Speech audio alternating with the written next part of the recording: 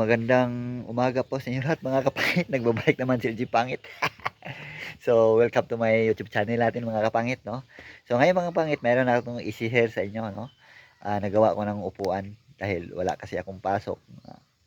Bak- Iwan ko kailan ko babalik sa extra work. So, tambay muna tayo. So, wala akong magawa is boring talaga magtambay. Magawa tayo ng upuan. So, dati may upuan ako, nasisira na. So, ngayon ay naisipan ko magawa ko ng upuan ng bamboo share para sa mga kapitbahay ng mga maritis. Yung mga maritis ba, hindi maiwasan yun na mayroong mga maritis para mayroon silang upuan, no? At saka mabisita natin kung mamasyal dito sa amin. Mayroon siyang upuan. So, isa lang ko sa inyo mga kapangit, no? Kung maganda ba to at ipakita ko sa inyo. Yon mga kapangit ng ating upuan bamboo house. Parang ganitong style nga upuan mga kapangit, bagay ito sa bundok para ito sa amin. Yan, mga ganito. Yan o, medyo matibay yan mga kapangit, haba yan, hanggang sa dulo, yan. Yan, mga kapangit, yan. Yan ang ating bamboo chair. Yan, nice. Yan, ganda, no? So, marami tayong mga bisita. Mayroon silang maupuan dyan. So, ako nang magawa. Ako nang nag-ano to. Tingnan natin kung matibay ba. Ito lang pag ano po mga kapangit kasi wala tayo ng tali na lang. Ayaw talaga galaw. Tibay talaga.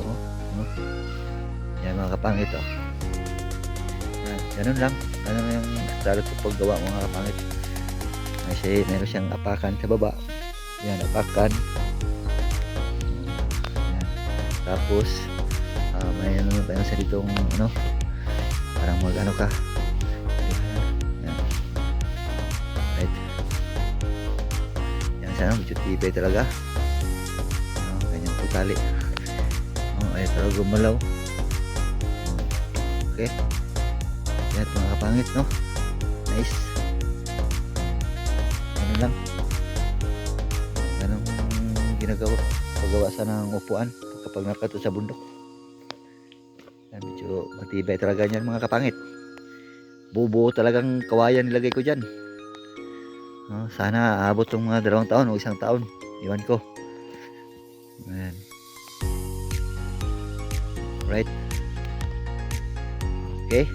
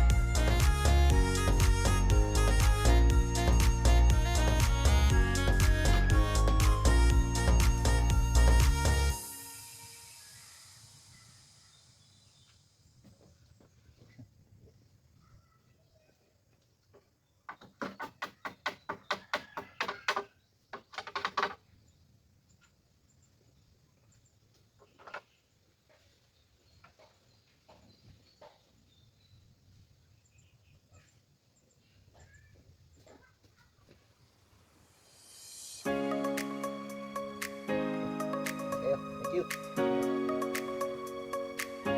So ito ang upuan na ginagawa natin.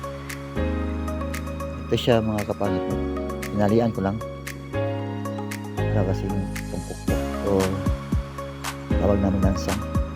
para ano ganun, wala. So ito ang palit. Matibay siya mga kapangit. No? Matibay siya. Haba ito mga 18 centimeters, no? 18 feet. Ito lang ginagawa namin mga kapangit kapag dito tayo sa bundok. Tayo ng kahoy na ano, yung bamboo. Dito na yung kuwan. Kung mayroon kayong bamboo, pwede kayo mga itong upuan. Gagawin nyo sa bahay nyo. Para mayroon kayong upuan sa mga bisita. Yan, kung may bisita kayo, pwede kayo yan ninyo paupo. Iba yan sa ganun ang paggawa. Kapag ano siya, sa ano tawag natin dyan, pagbulok pa, ano pa, so hindi na, mas maganda yung tali kasi pagbulok ng bamboo ay pwede natin yung tali ibalik. So, ganito tali, iba yan. Pero ito, iwan ko kung aabot ito ng isang taon itong na kuha natin. So, yan. Alright. Yun ang mga kapangit. Maraming salamat. Share ko lang yung kuha na ginagawa. Thank you. So, yun ang mga kapangit. Maraming salamat sa inyong sa ating kuha ng malit. So, ganda na yan mga kapangit. Iwas na talaga yung mga yung mga maritis yan ng upo. Iwas na yan. Hindi na talaga siya